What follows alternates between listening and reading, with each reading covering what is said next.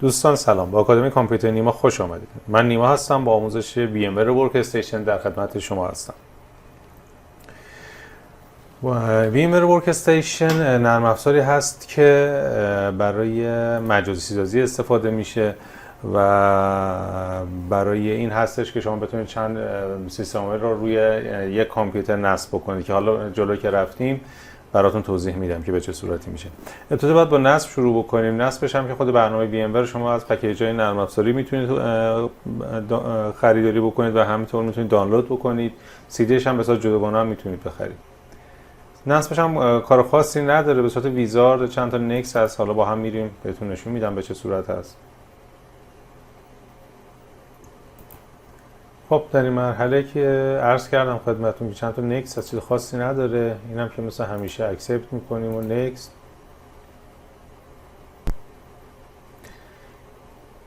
اینجا کنسول VMware تولز رو بخواد یکم این که میگه اینهانس کیبورد درایور، این بیشتر برای اینه که بعضی وقتا شما بعضی ماشین‌های مجازی نصب میکنید کیبوردش رو نمیشناسه. این درایورهای اون هست که وقتی که همین اول بزنید اونها رو هم نصب میکنه، ولی من معمولا نمیزنم، مشکلی هم تا الان پیش نیومده. اینجا اگه بخوایم که مسیرش رو تغییر میدیم، جای دیگه بخوایم اینو نصب بکنیم نکست میکنیم. این که برای آپدیتش که بردارید حتما، و اینم که برمی‌دارید چون ما تو ایران هستیم هیچ کدوم این کارا رو نمیتونیم انجام بدیم. اینم که میگه که توی دسکتاپ بذاره شورتکاتش رو، و اینکه توی استارت منو میگیم بله و اینستال. یه چیز خاصی نداره نصبش، یعنی چیز پیچیده‌ای نداره، همینجوری به صورت ویزارد چند تا نکست هست.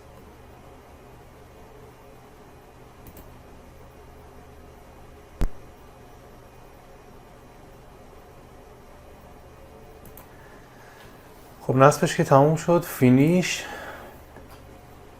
خب اینجا اضافه کرد برامون VMware رو، باز میکنیم VMware رو. خب ببینید توی اینجا که VMware برای ما باز میشه، من اصلا شروع کنم به طور کامل براتون توضیح میدم، بعضیش هم توی روند ایجاد ماشین مجازی براتون توضیح میدم. ببینید اینجا که کریت نیو ویرچوال ماشینی که مشخصه دیگه، دونه نیوشه، یعنی یه دونه ماشین جدید میخوایم بسازیم. اینجا اگر که ما یه دونه قبلا ماشین مجازی ساختیم توی کامپیوتر دیگه بوده، فایل هاش رو دسترسی داشتیم یا آوردیم توی فلش یا کپی کردیم، اینجا میتونیم بریم بیاریم و نصب کنیم. این یکی برای اینه که وقتی که ما مثلا روی سروری VMware ESXi رو نصب کردیم و اینو میخوایم به صورت ریموت به اون وصل کنیم، این برای اونه که به سرور وصل میشه. حالا ما میایم چیکار میکنیم؟ ما میایم میگیم که میخوایم یه دونه ماشین مجازی رو بسازیم، پس نیو رو میزنیم. اینجا دو تا یه دونه تیپیکاله، یه دونه کاستومه. من اول با تیپیکال یکی میسازم و بعد با کاستوم که هم فرقاشو ببینیم همین که آپشناشو ببینیم. ببینید اینجا وقتی که میاد یه سه تا گزینه داره. اولی که میگه اینستال دیسک، این برای چیه؟ این یعنی اینکه به CD رام فیزیکی که رو دستگاه هست متصل میشه که میتونید CD یا DVD شو بذارید روی نصب کنید.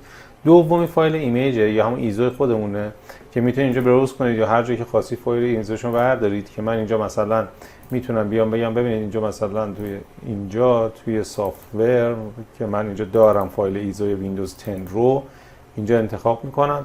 وقتی که اینو انتخاب کنم اینجا خودش میاد چیکار میکنه؟ پیش نیازها یا چیزی که لازم داره دیتکت میکنه، خودش برای ما به قول خودش ایزی اینستال انجام میده، تنظیمات پیش‌فرضش برای ویندوز 10 انجام میده. اگر اینو که بزنیم یعنی که بعداً کلا اپریشن سیستم اونو بهش میدیم.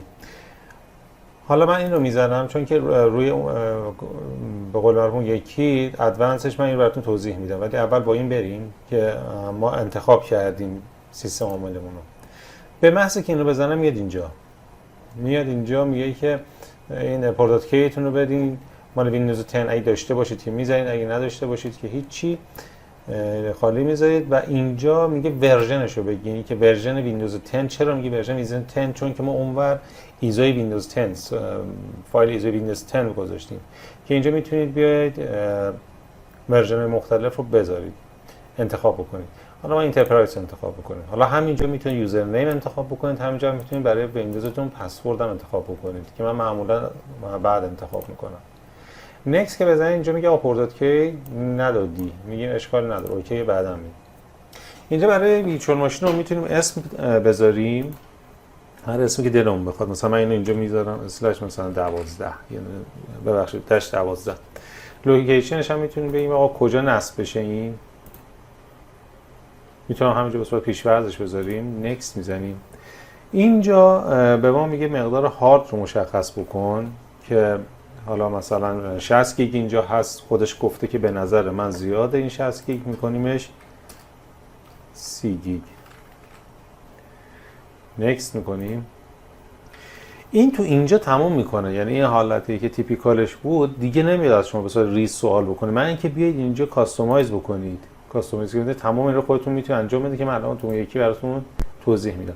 اینجا هم میگه که بعد از اینکه تموم شد خودم روشن کنم ماشین رو، بعد اینکه ایجاد کردم که ما میگیم نه روشن نکن چون که درجه میخواد روشن کنه. فینیش. میبینید که شروع میکنه به ساختن ماشین مجازی ما.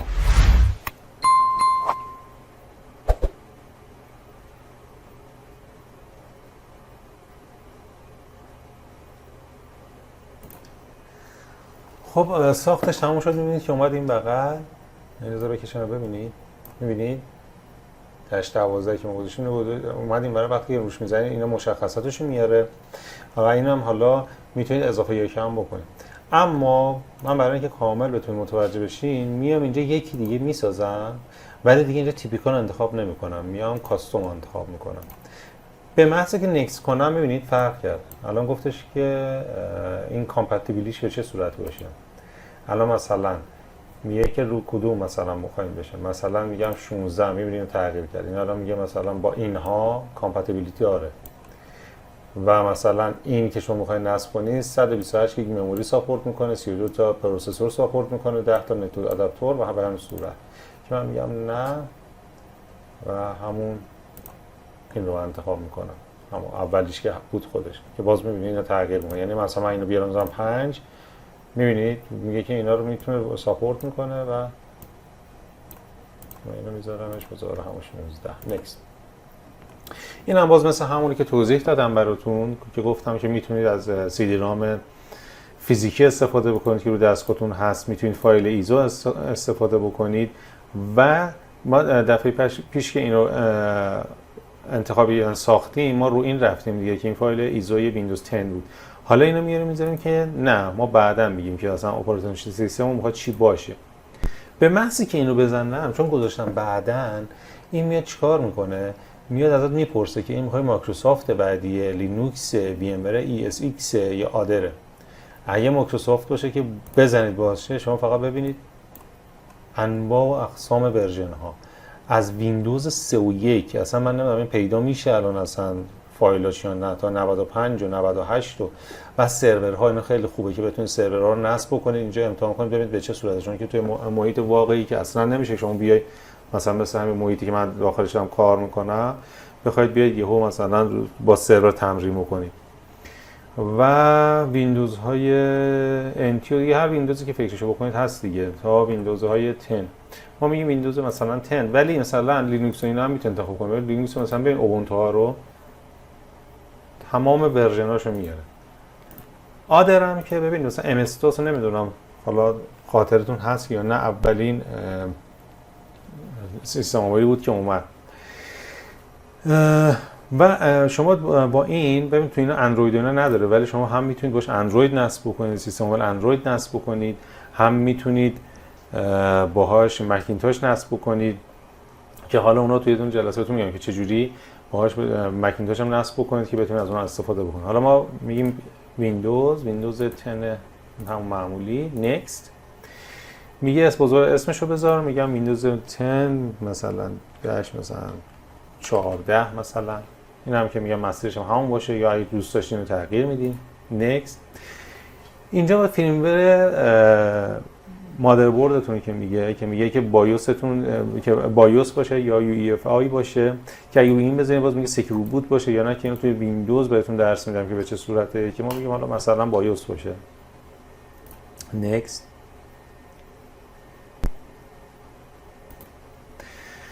اینجا میگه پروسسورتون انتخاب کنید، سی پی یوتون رو.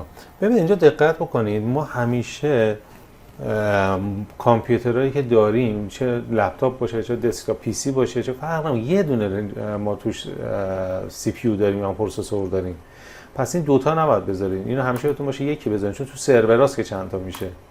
اما وقتی که میاد اینجا میگه کور پر پروسسور، یعنی هسته هاش اینجا مثلا کور 7 باشه یا مثلا 3 باشه یا مثلا کور 5 باشه یا مثلا کورای 7 باشه، کورای 3 باشه، کورای 5 باشه، فرق نمیکنه. اینا هر کدوم خواستید اینجا مثلا که داشتید، یعنی مثلا نسبت به اون کورش انتخاب میکنید. که من فکر میکنم مثلا برای این ویندوزی که ما میخوایم برای تمرین همون دوتا پروسسور کافی باشه، ببخشید کورش کافی باشه، یعنی یه دونه سی پی یو با دوتا کور که قدیمش گفتم.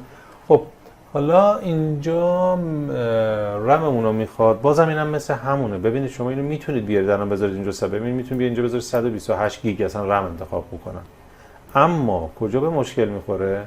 موقعی که ببینید این وقتی که شما اینو روشن میکنید، هر چقدر اینجا رم داده باشید درجا کم میکنه رم دستگاهتون. یعنی وقتی رم دستگاهتون مثلا 6 گیگ رم داره، شما نمیتونید اینجا بیایید مثلا بذارید 8 گیگ، چون اصلا نمیتونه.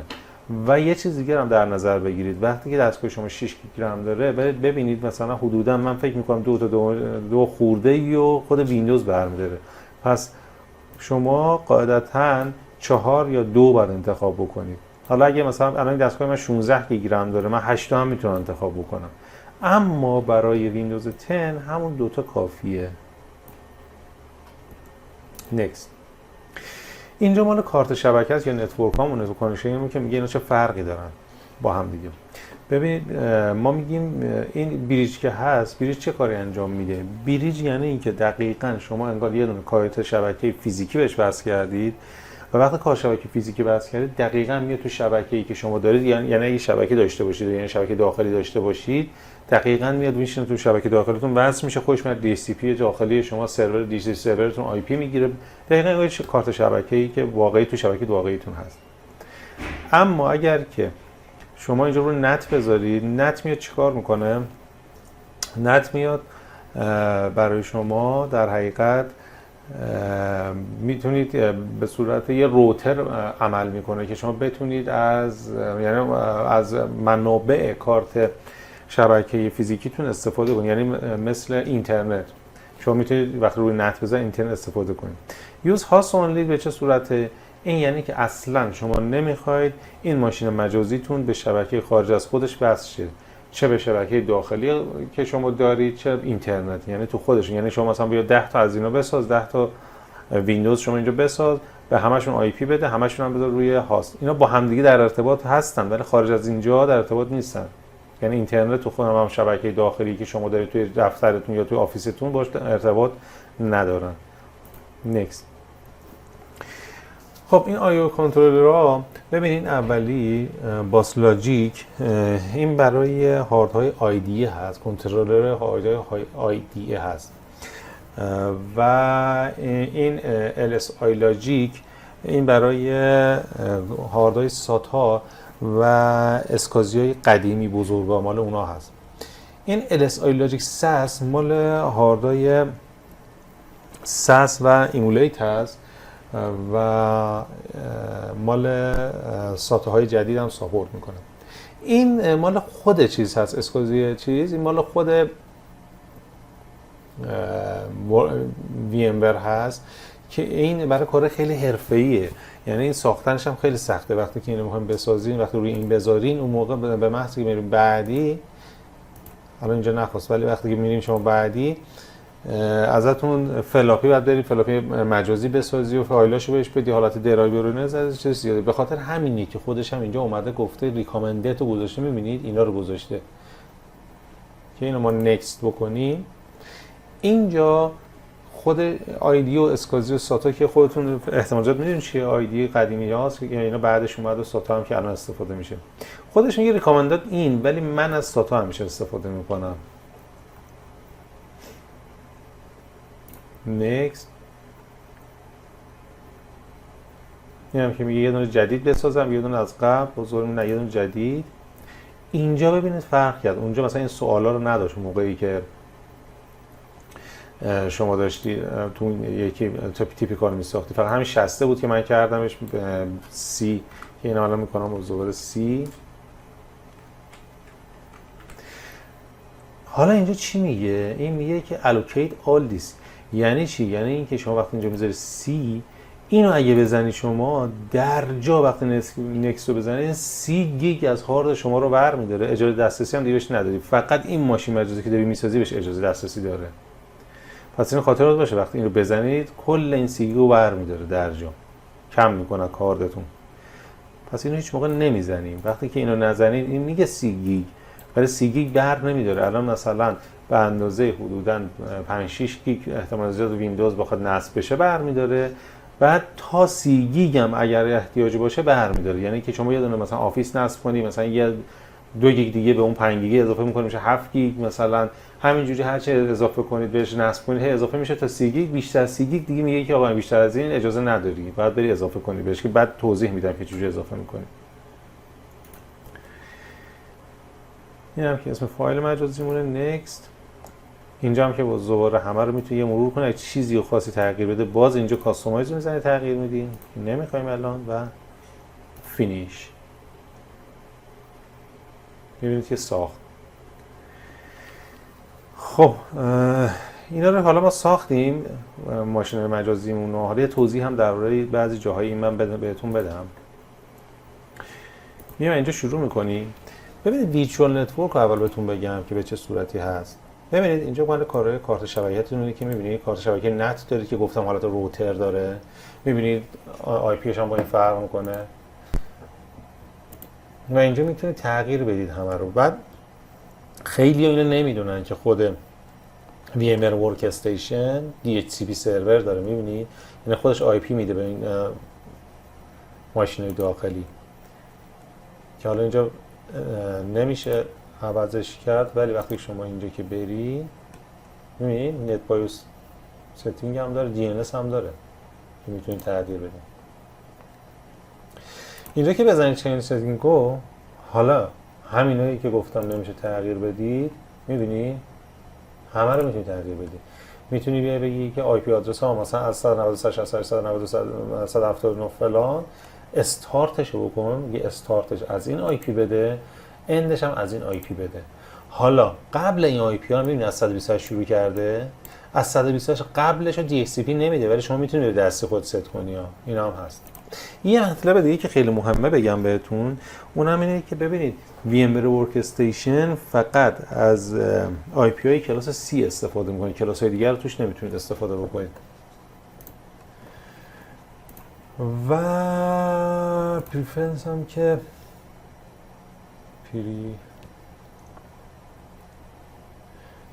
پریفرنسز هم که همون چیزایی که اون بر هست، چیز خاصی نداره که بخوام توضیح بدم. به این صورت اینا هم که همون چیزی که همه جا دارم، مثلا این فول اسکرینش میکنی به این صورت، بعد حضور فول اسکرین در میاری. بعد دیگه ارزم به حضورتون که چیزهایی که داره، حالا من یکیشو روشن کنم، مثلا اینو که فکر میکنم بهش چیز دادم روشن کنم، ببینید شروع میکنه خودش.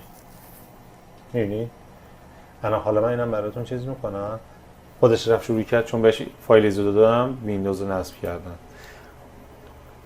ببینید بعضی وقتی که چیز میکنی تو این دوتا کلیک بکنید تو این صفحه مشکی، میبینید موس من نیست دیگه، میبینید میاد تو این گم کنترل و آلت رو با هم که بگیرید میتونید تو این صفحه میارش کنید. میبینید این الان موندین تو، ببینید الان کنترل آلت میاد بیرون، این موندین تو باز دوباره. خب این هم که از این هم. بعد ببینید مثلا اینو الان من اگه بخوام اینجا ادیتش بکنم ستینگو، خیلی چیزا رو نمیتونم تغییر بدم. اما وقتی این حالا من خاموشش میکنم، خاموش کردنش هم به این صورت دیگه، میتونی بیای از همینجا خاموش کنی، میتونی بیای از اینجا هم خاموش کنی، میتونی رو خودش هم بزنی. از اینجا من میام شات داون میکنم، پاور آف کنم بهتره، زودتر خاموشش میکنم. بعد میتونم چیکار بکنم؟ بیام اینجا یه رایت کلیک بکنم، و بیام تو ستینگ و اینجا چیزایی که گفتم و می‌بینی میتونی بازو عوض کنی. میتونی اصلا بیای همین ایکو به هاید ایمیجی که من داده بودم نصب کنه، اینو باز بیاری بذاری روی فیزیکال، بعد بیای بذاری رو سی دی رامت باز دوباره. بعد میتونی بیای این بالای همشون هم اینو داره، میتونی اصلا خاموشش بکنی، سی دی رامش خاموش شد کلا.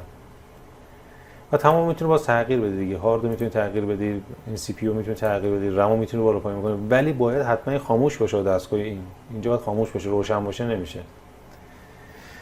بعضی چیزا هم میشه اد کرد دیگه، مثلا اینجوری ادی که من میزنم میبینی مثلا بعضی چیزا رو میتونی باز اضافه کنی بهش. هارد دیسک تو میتونی اضافه کنی، میگه چی میخوای باز دوباره مثلا یه دونه ساتا دیگه میخوام بهش اضافه کنم، میدونی همه رو میتونی اضافه بکنی. یه آپشن هم که اینجا داره که اینا هم میتونید خیلی کارا رو انجام بدید، ولی مهمترینش این وی ام ور تولزه که اینو همیشه آپدیت اتوماتیکالی میتونید بذارید. بخش منوالی میتونید بذارید، اینو بذارید که اتوماتیک واسه خودش چیز نکنه، آپدیت نکنه. خاصی هم بکنه که روی انگلیسی، ولی من همیشه اینجا میذارمش. اینم نصب کردنش اینجوریه که شما میای این وی ام ور تولز رو اینجا میای و اینستال وی ام ور تولز اینجا، چون خودش نصبه این خاموشه و یعنی این روشن هست همیشه.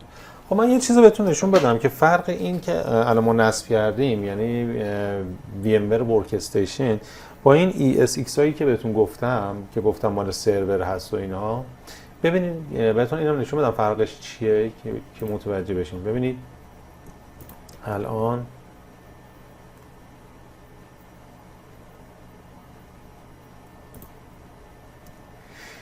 این الان سرور VMware ESXi که الان روی سرور ما اینجا نصب هست که من پسوردش هم بزنم.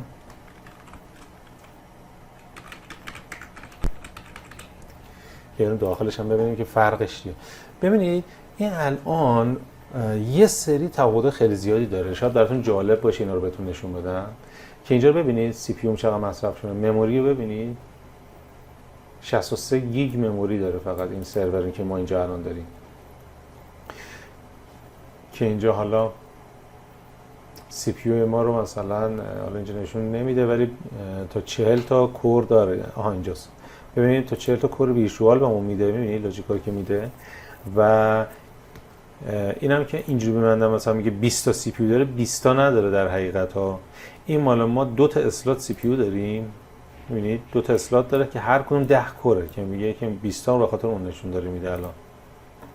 که بعد اینجا ماشینای مجازیمون هم اینجا هست که الان اینا داره توی دفتر ما کار میکنه. ویندوز 2008 ایزابل، این مال ویپ بازه 2005 2009 هم باید باشه. اینجاست این 2009 که حالا اگه بخوایدم ببینید که توی مثلا ویندوز سرور چه شکلی هست،